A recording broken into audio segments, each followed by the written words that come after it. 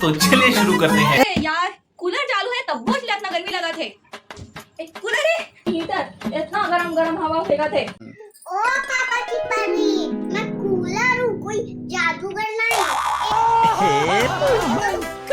मेरे में पानी नहीं डालना और चाहती हो मैं ठंडी ठंडी हवा दूँ। चल हाँ। मम्मी कूलर को उठा थे कूलर को। मम्मी कूलर में पानी डाल तो दिमाग में गर्मी चढ़ गई है। कूलर में पानी डाल। हाँ उड़ा था। तो रुको जरा, सबर करो। गड़बड़ यही होता है, पानी डाल रही हूँ डाल रही हूँ फिर मोबाइल में घुस जाती है।